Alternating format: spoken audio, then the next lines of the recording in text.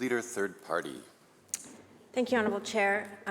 Taking this in a slightly different direction to start with. Last night, in estimates, the Premier seemed to be wanting to score points by saying that it was his government, the NDP government, that managed to get LNG projects over the line here in BC. And we know one of the reasons that the NDP succeeded at getting LNG projects was because they were willing to put more public money into subsidizing those projects, over $5 billion in provincial subsidies for LNG Canada alone. And at the same time, the Premier, in his first speech as an incoming Premier, said, we cannot continue to expand fossil fuel infrastructure and hit our climate goals. And so we have this inherent contradiction in the stance of this party and this Premier. On the one hand, they seem to acknowledge how dire climate change is, how real it is, what the threat is. And then on the other hand, we have a Premier bragging in budget estimates that his government was the one that managed to get us fossil fuel infrastructure in this province. The International Energy Agency is saying no country should be expanding fossil fuel infrastructure, but under this government, we have gone from 0 LNG plants in this province to a potential 6. Just the first one makes it pretty much impossible to meet our climate targets and our emissions targets. 6 is laughable, and net zero is laughable.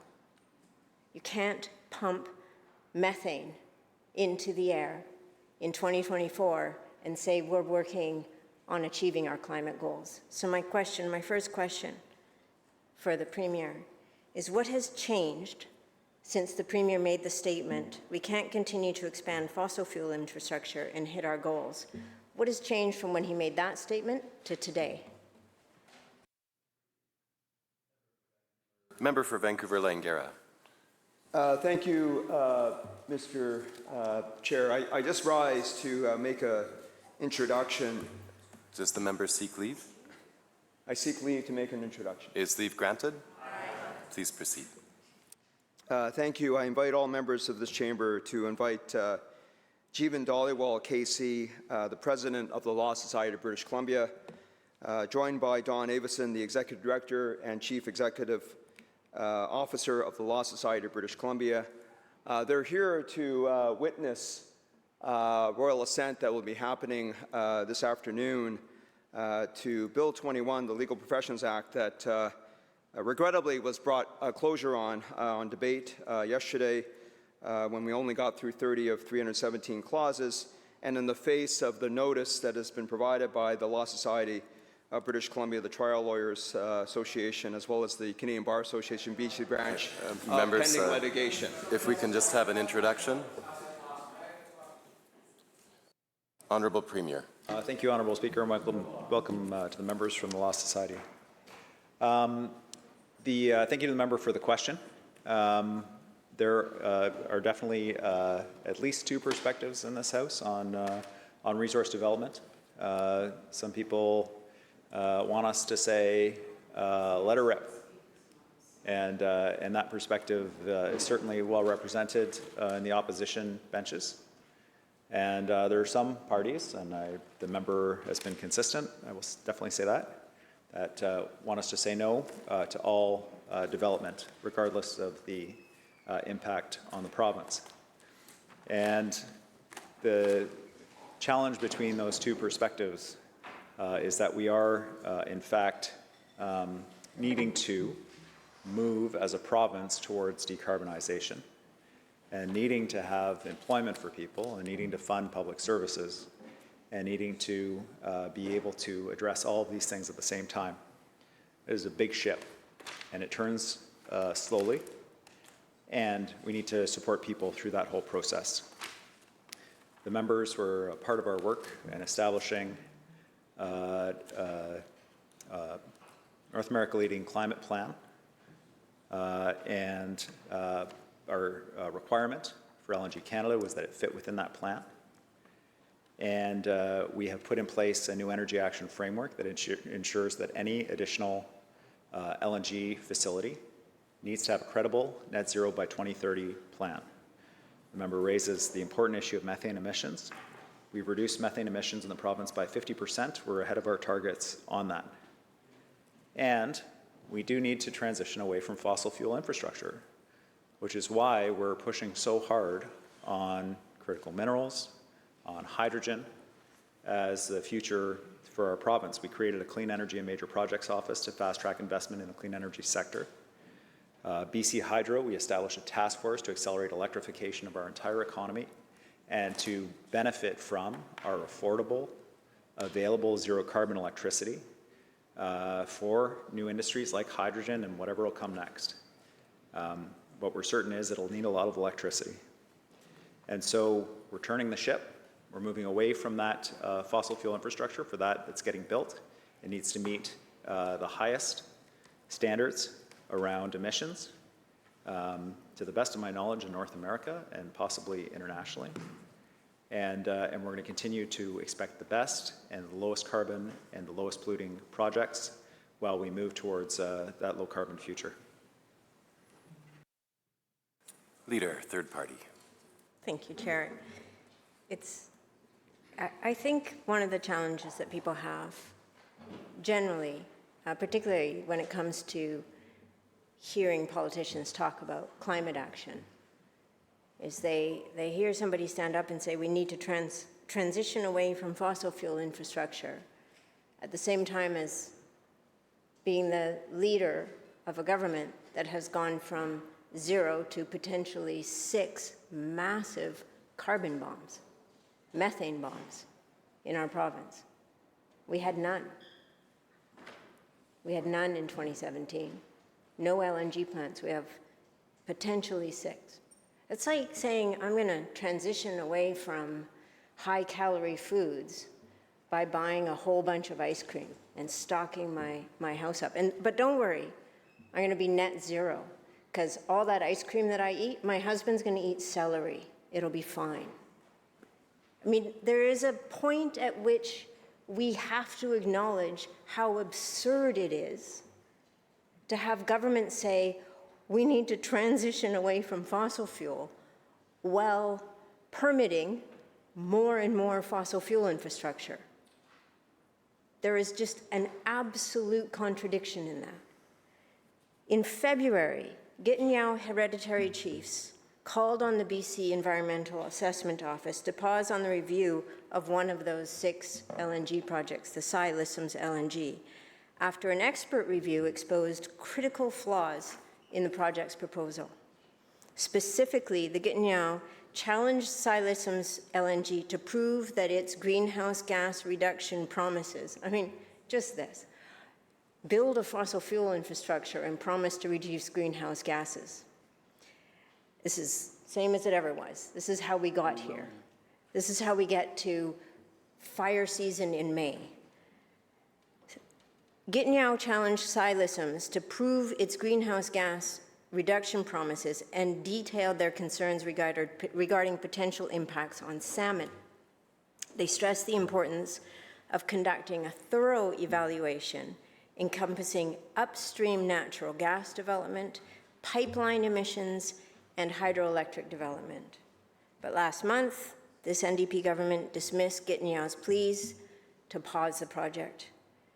Does the Premier think that government should heed the requests of the Gatineau leadership and pause the environmental assessment until their concerns are at least addressed?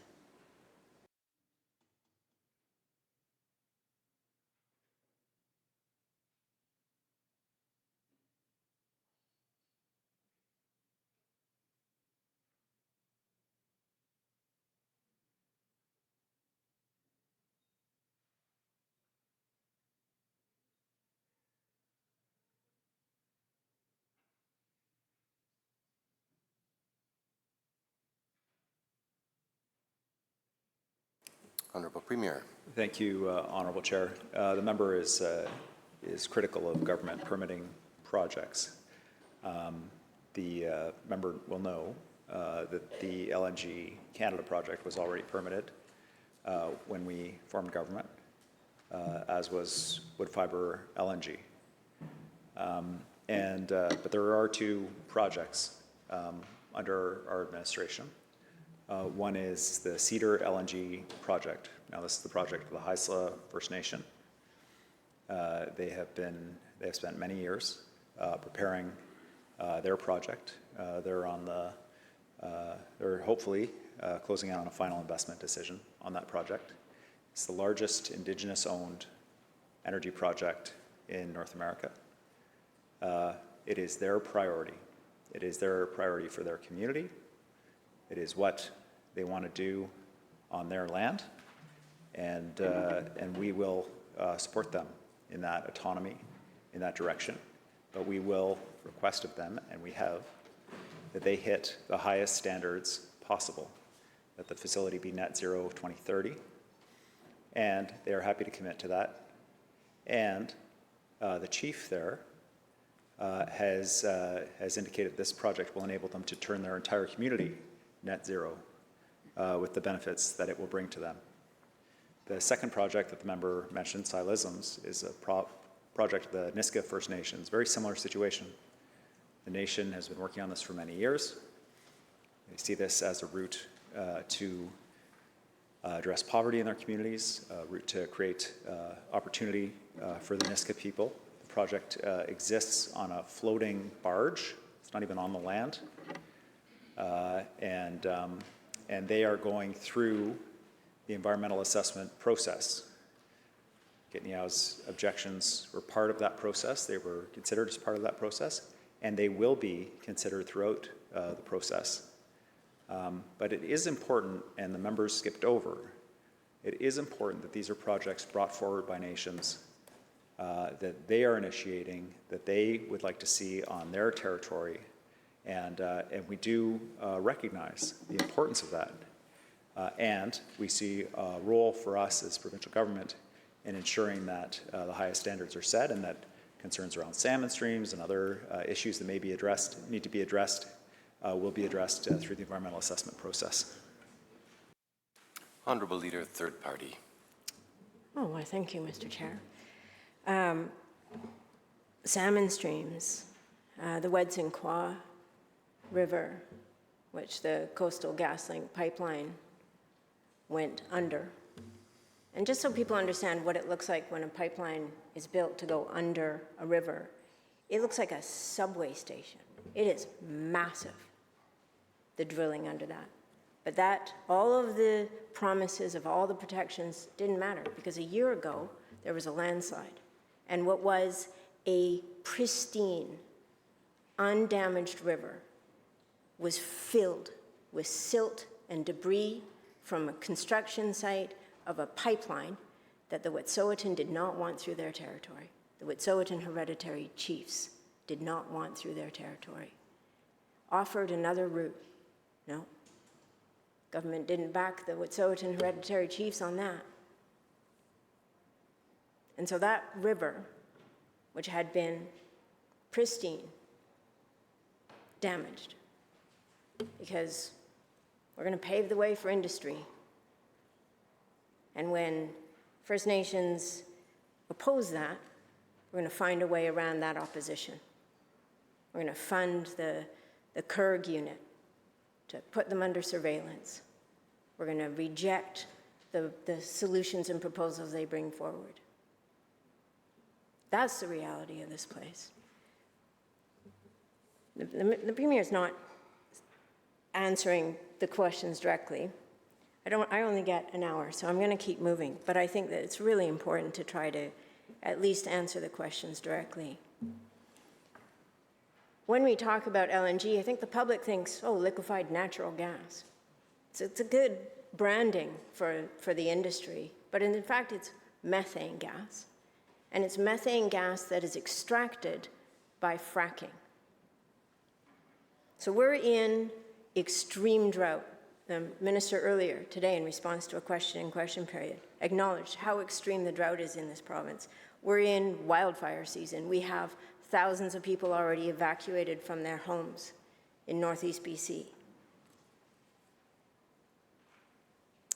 Meanwhile, we have a government that sees fit to scale up this methane gas industry, which means scaling up the extraction of methane gas through fracking. So fracking uses billions of liters of water. So while communities have to determine whether or not farms can use water for growing food, we have an industry using billions of liters of water and then polluting it. Unlike most other uses of water where the water can get back into the hydrological system, this water can't be returned because it's polluted. In 2022, the fracking industry's water use, conservative numbers, is projected to double to 10.4 billion liters of water a year in order to support these growing numbers of methane gas plants. So, can this Premier speak to why, amidst extreme drought, reduced hydropower capacity, the worst fire season on record last year, potentially going to be the worst fire season again this year, why is this province continuing to expand and subsidize fracking?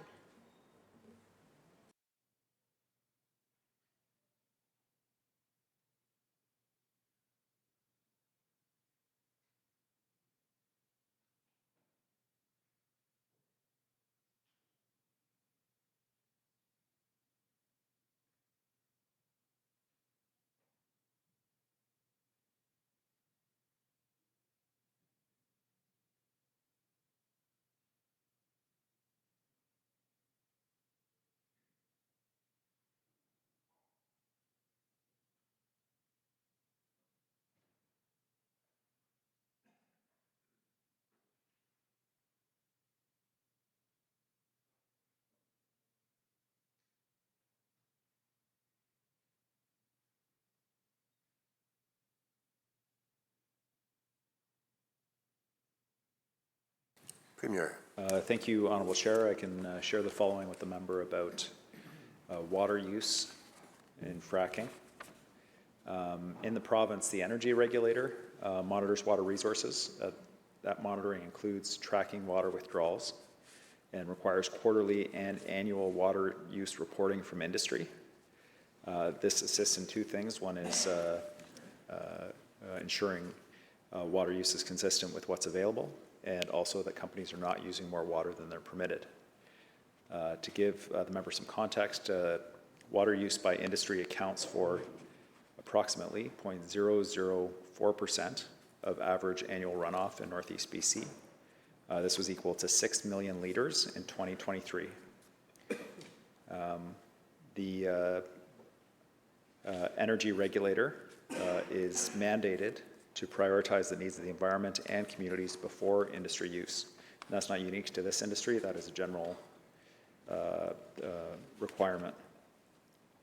All water use applications are reviewed by BC Energy Regulator hydrologists and other experts to ensure the protection of water flows for fish and water supplies for communities. In terms of water use, industry has reduced their freshwater withdrawal by using something they call flowback, which is basically just using the same water again. There have been examples during drought season where the BC Energy Regulator has limited and even suspended water used. There have been several times in the past year and will be done in the future as is needed. This is typically done through a weekly provincial drought working group meeting that assists in managing regional water levels. This January, the energy regulator warned industry that more and longer water restrictions would be coming this summer, given the lower than average snowpack so far this year. And I can advise the member that as of May 13th, select sources in key watersheds, the Fraser, the Liard, and the Peace River remained suspended. Additional suspensions will be issued as needed to ensure community water supplies are safe. If there is non-compliance, it can range, consequences can range from a violation ticket, to charges to Crown Council, recommended to Crown Council, or a referral to the Comptroller of Water Rights of the Ministry of Environment. Leader, third party. Thank you, Chair. So I'm not quite answering the question about why the province continues to expand and subsidize the fracking industry, but again, just the absolute absurdity of this situation. So the Premier responds by saying, don't worry, we can tell the industry that in times of severe drought, they'll have to curtail how much water they're using for the fracking, which is the way to extract the methane gas. And yet, we have, 24 hours ago, the minister saying to the leader of the official opposition, we were the ones that could get LNG over the line. I don't know if the Premier's been up to the Northeast, but you can see pipes coming out of rivers, out of creeks, being stored into dams that have been built on agricultural land because the energy regulator can override the ALR rules about the use of agricultural land, something I canvassed at length with the Minister of Energy. And so these companies are storing up the water that they're going to use for their fracking at a time when, we're facing such severe drought that it diminishes the potential for creating hydroelectric electricity. Because the Fraser and the Najago rivers are running dry. There's an absurdity to the situation we're in where a government thinks that it can just plow forward with more and more LNG sites, more and more fracking at a time when the basic necessities for life, water and food security, are at risk. And the cognitive dissonance that it takes to exist in a story of, don't worry, our energy regulators who, failed to get these fracking sites to clean up their drill sites. We had to get federal funds come in to cover the costs of restoring drill sites that have been abandoned in the past. There's no evidence to point to this industry having any sense of serious responsibility. This industry, by the way, the oil and gas industry, which has known since the 1980s the catastrophic impacts of climate change and lied. This industry that puts ads on the sides of buses and in newspapers and all over social media, somehow parroting what the Premier's trying to say, we can increase fossil fuel infrastructure and somehow magically decrease emissions. This is Orwellian kind of math here. So I'm just going to ask the Premier again, just really clearly, why continue to expand and also subsidize the fracking industry?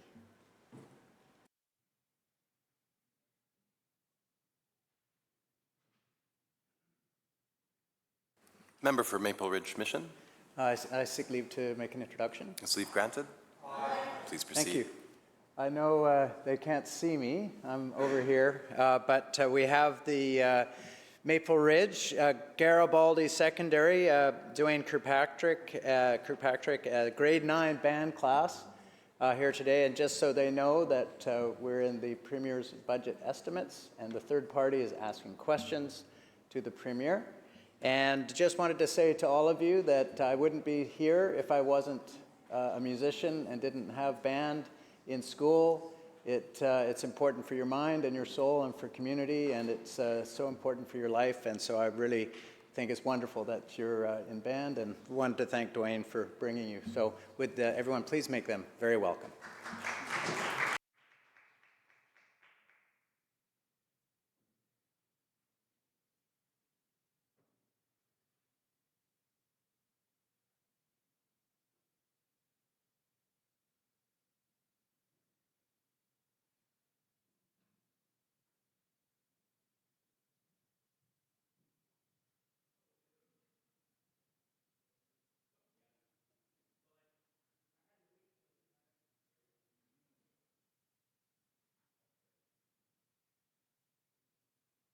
Premier. Thank you, Honorable Chair. I know the member knows this. The Deep Well Royalty Program ended 2 years ago. The reason I know this is because she put out her own press release the day we announced the ending of that program. We established a levy payable to the Orphan Site Reclamation Fund to address the very serious issue that the member identified, which is that under previous governments, industry was not required to pay for its own cleanup, and that left taxpayers on the hook to clean up after. Alberta is still grappling with a very serious issue around orphan wells. The program did start with federal funding, but now it is completely self-sustaining and no tax dollars are involved. The member also knows that we have made a commitment to an emissions cap for the province for the oil and gas sector as the mechanism to bring down the sector's emissions. And the member says it's not possible for us to do that, but actually we have reduced methane emissions by 50% from projects in the province. There is a fundamental disagreement about the speed, I accept, between our perspectives here at which the province can move to address these issues, or how we would treat Indigenous proposals for projects. But the fundamental principle of building a new clean energy economy here in British Columbia and being one of the only provinces, frankly, standing up still for climate action across Canada is a reality of where we are in British Columbia, the most climate affected jurisdiction, the one with the most to gain from a transition to a clean economy. And we are doing the work, everything from building the electricity, to chaperoning the projects, to recruiting additional projects internationally that get us into a better place in terms of economic development of the province. We're going to keep doing that work. Leader, third party. Thank you, Mr. Chair.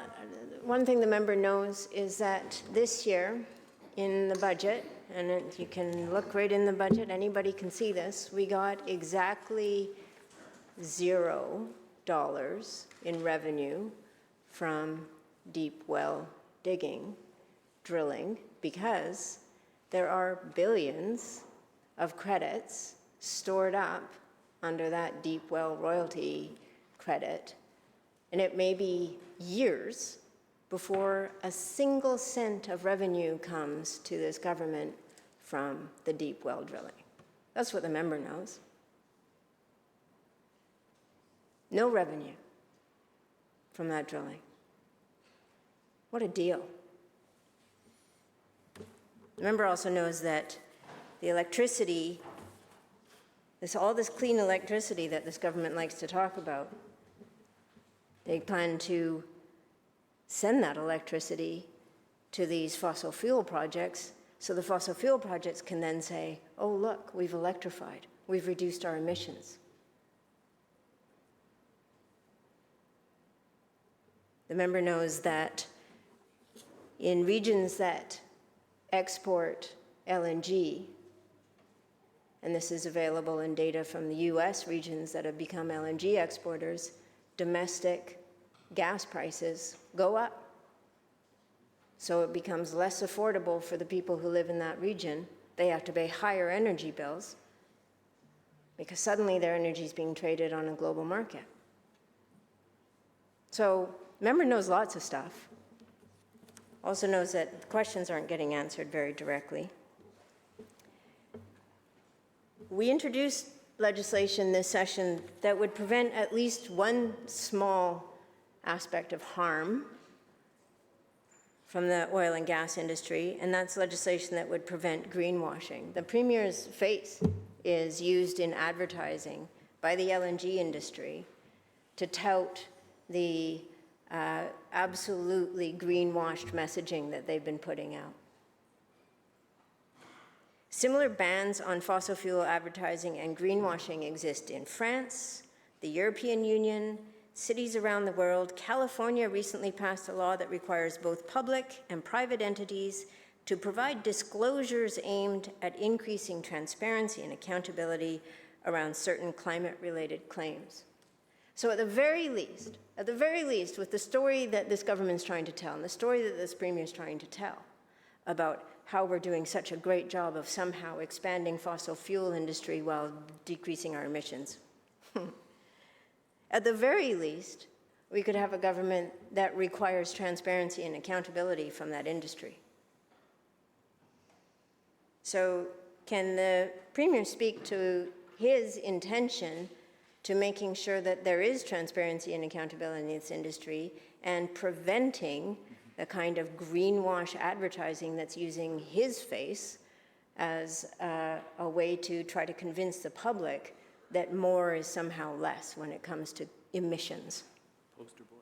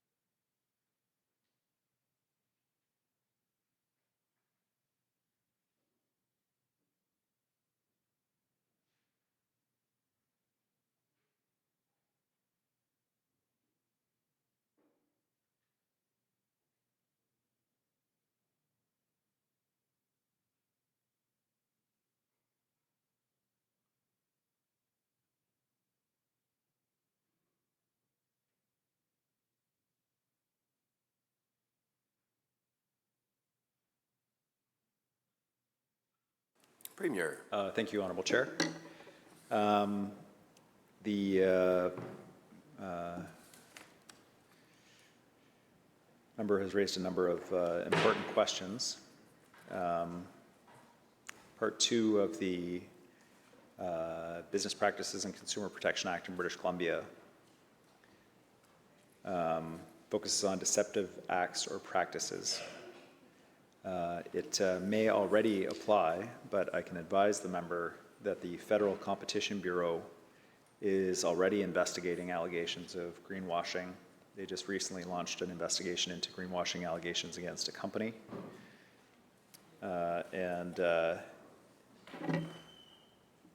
Between the Federal Competition Bureau and our provincial regulator, we are positioned to deal with allegations of greenwashing that are deceptive acts or practices in the province. In the province, the member indicates her concern about the price of natural gas. Our goal is to help people get off of natural gas and fuel oil for heating and cooling. Just a week and a half, or just a week ago, we announced that we got for British Columbians the same deal that was announced for Atlantic Canadians about a year ago, with a seamless program with the federal government to subsidize heat pumps. These are combination air conditioner heating units. They're not actually air conditioners or heat pumps, but it's the same principle, so that people, when they're switching out their old natural gas furnaces, can both cool their homes as well as heat their homes using electricity instead of fossil fuels. We are encouraging and supporting people to use electricity. We have credits through BC Hydro. We also have kept hydro rates low. We have a price on carbon in our province, and we have a cap on emissions. We are quite unique in our approach here in British Columbia, and I'm proud to say that that work that we're doing and those actions that we've taken are not resulting in the collapse of our economy as was promised, just the opposite. We were the fastest growing economy nationally last month, with more than 20,000 jobs added in a single month, fastest GDP growth in Canada post 2017. And we have done this all while wages are growing at the fastest rate they've ever grown in the province, and with the highest minimum wage to make sure that people are better able to deal with some of the global inflation that we've seen. So I don't pretend it's perfect, but we are moving away from a carbon-intensive economy towards a clean economy. We're supporting consumers and making choices that are lower carbon for themselves and their families, and we're going to continue to do that work. Leader of the third party. Oh, thank you, Madam Chair. Just wondering if the Premier thinks it's fair that the price on carbon for British Columbians is going up, is scheduled to go up every year, but the price on carbon for the LNG industry is frozen at $30 a ton.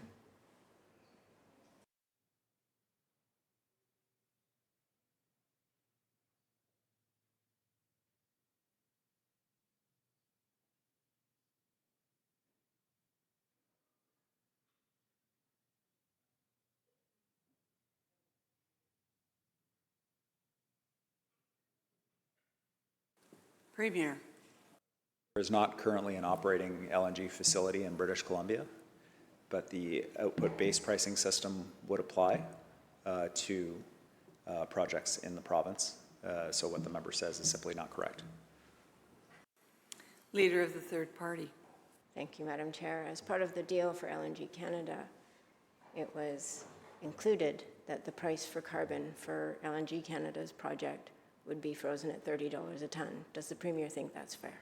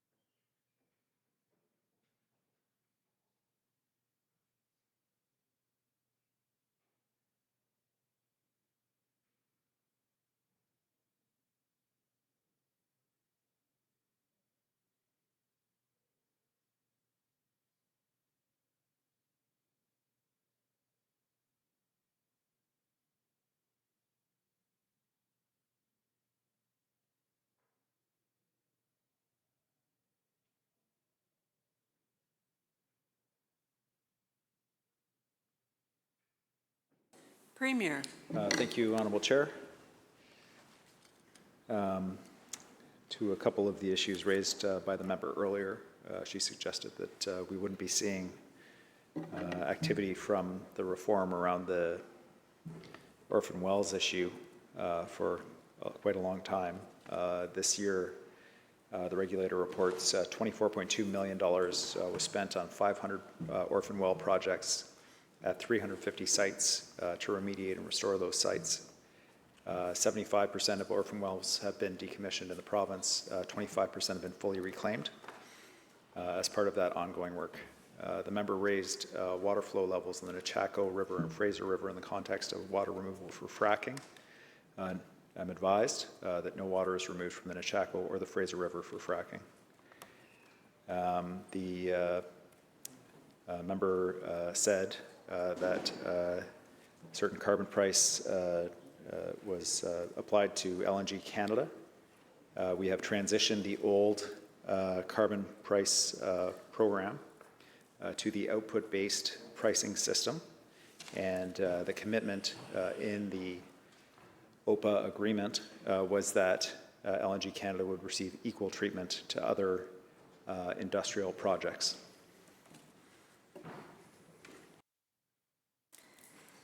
Leader of the third party. Oh, thank you, Madam Chair. Just equal treatment not being exactly the same as what everybody else in BC is paying in carbon pricing, just to be clear. It's going to be less than what people pay per ton. But running out of time. So I want to ask the Premier a few questions about housing and housing affordability in particular.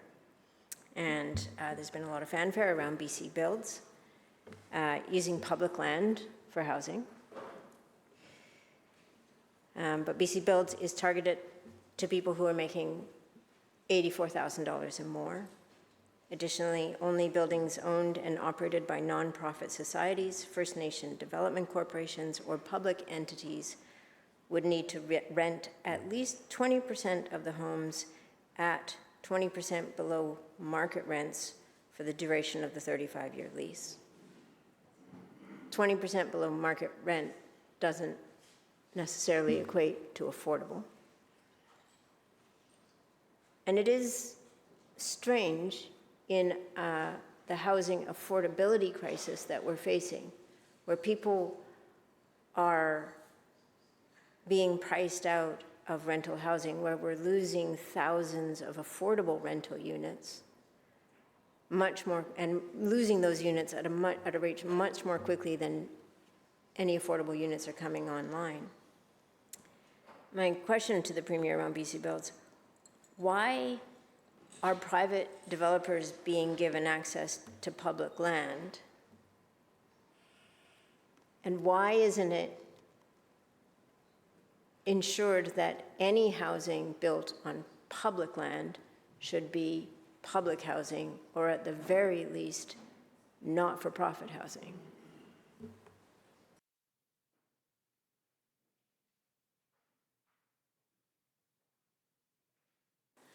Recognizing the member for Kamloops North Thompson.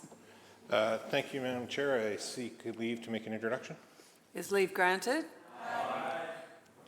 Thank you. It's come to my attention we have a visitor here today that's originally from Kamloops, comes from a very well-respected and long-standing family within our community. In fact, her mother, Ambo Dollywall, is a freeman of the city in Kamloops and long-standing family friends of ours as well.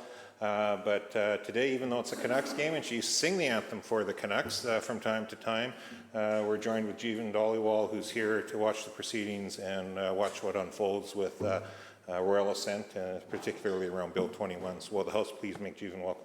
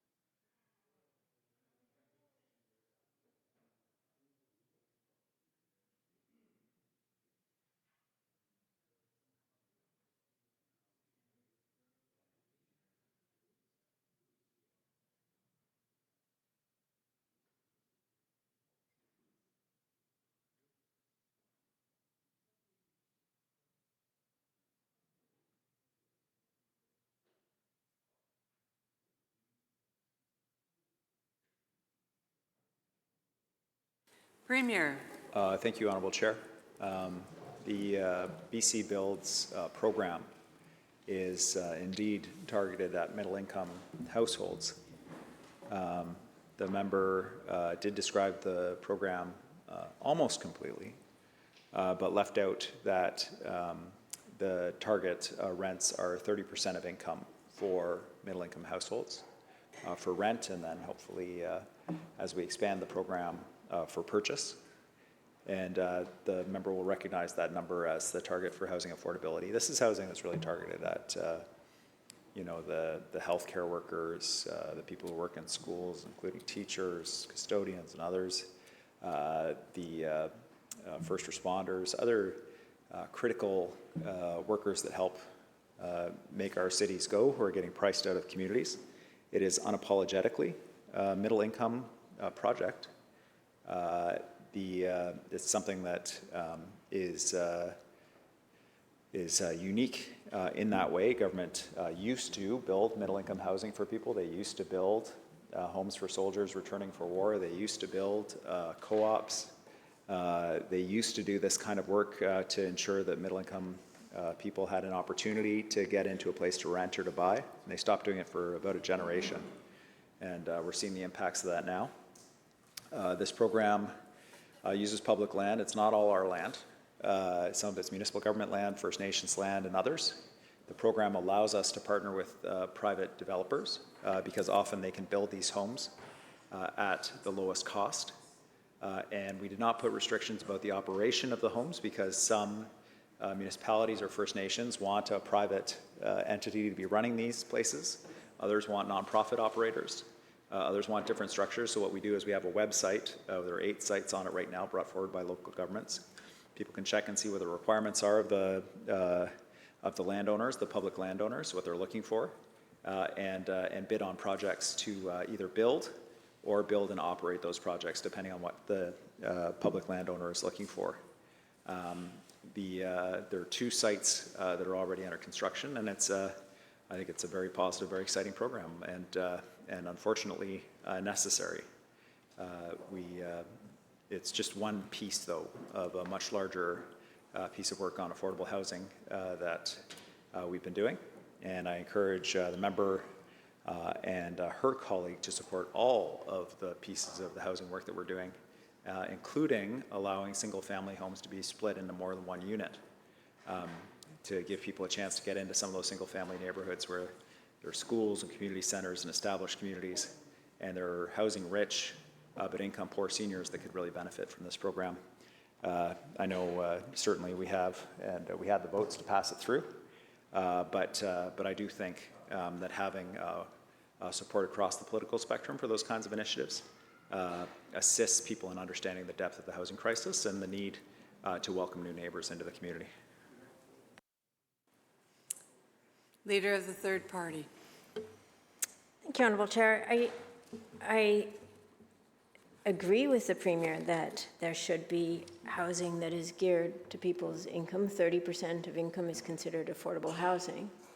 But for people who earn less than $80,000 a year, maybe people who earn 60 or 50 or 40, they have diminishing access to any kind of housing that would be considered affordable to them. And yeah, governments used to build public housing, used to build co-ops, used to build social housing, used to build a lot of housing that was geared to income. And that's one of the problems, that lack of building of that kind of housing that has gotten us here. But another problem is the financialization of housing. So according to data released by the Bank of Canada, investors were responsible for 30% of home purchases in the first 3 months of this year, up from 28% last year, and up from 22% in the same period in 2020. Investors also acquired 49% of condos completed in the last 5 years in BC.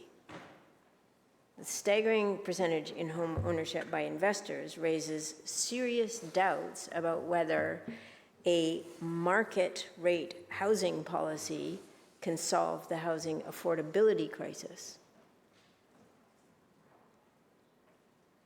Does the does the Premier believe that the current market-focused approach, the market-focused approach that has gotten us here, can actually solve the market-created problems of a lack of affordability for people in British Columbia?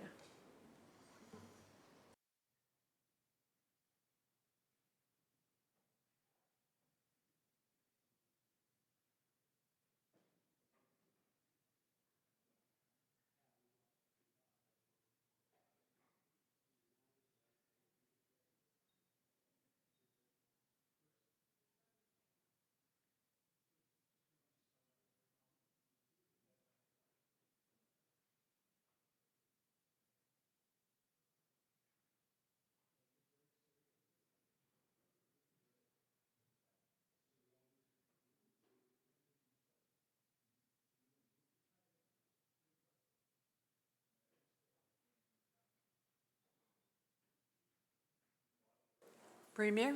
Thank you, Honourable Chair. I'm surprised to hear the member characterize our approach to housing as a market-driven approach.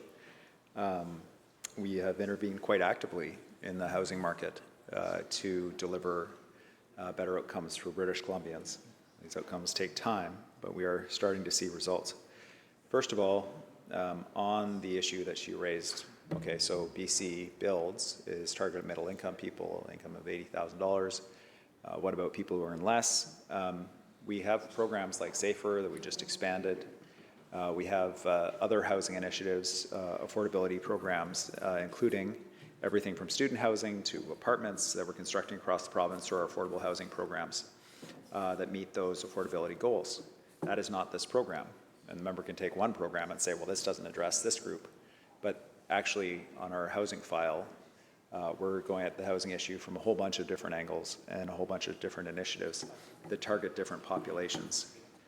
It's not a fair characterization of the BC Builds program when you look at it solely in isolation, but it does respond to a critical group that has been overlooked repeatedly for generations in this province of middle-income people who deserve a reasonable place to live for themselves and their family, and it's absolutely necessary, and we're going to keep doing it. Now, on the housing that we have and the market-driven approach, we actually established a housing protection fund, $500 million, to purchase existing lower-cost rental housing, take it out of the market, and put it in the hands of nonprofit organizations. There were a number of co-ops, for example, in Coquitlam that were under threat of being sold by the pension funds. Their leases were up. The tenants had stopped paying their rents because they knew their time was up in the building and they were saving up to move out and find other places to live. In this housing protection fund, we were able to buy those buildings and turn them into permanent, long-term nonprofit housing for those vulnerable seniors. The member was here when we passed the bill just recently about ensuring that those folks who live in SROs in the downtown east side are protected from being evicted for rent increases, specifically for that very vulnerable population that lives in these shared accommodation SRO settings. We also are very cognizant of this risk of investors buying up places as an investment rather than a place to live, which is why we put in the speculation and vacancy tax. So that we can say to people who are leaving a place vacant, their second or third or fourth home, that you have to pay extra tax if you're not going to rent it out. You can avoid the tax so easily. Rent the place out. We're desperate for rental housing. And that has assisted us in bringing about 20,000 previously vacant homes back onto the market, according to the same source that the member cited for her statistics. Airbnb, VRBO. We restricted the excesses that we were seeing there, people buying up properties to use as hotel rooms, buying up in some cases entire strata buildings to operate as a private hotel. We said, no, you can do Airbnb on your own property in a basement suite or a laneway house, but we're not having investors compete with other buyers in the broader housing market. We have made a number of interventions into the housing market to provide better outcomes to British Columbians because we are in a very deep housing crisis. That's everything from using public land to build more affordable housing, directly building affordable housing in communities across the province, 8,000 units of student housing hitting our target early and then expanding the target. And we know people are still struggling around housing. And so we're also looking to the private sector to build more housing because we're adding 10,000 people every 37 days to this province. And that massive population growth, people need a place to live. And so we are eliminating a lot of the process that slowed down the construction of new housing right across the province. We've dramatically increased the construction of purpose-built rental housing, for example, in the province compared to the previous administration since 2017. We need the private sector. We need the nonprofit sector. We need government. We need First Nations. We need to control the excesses that we're seeing in the investment side to address the housing crisis.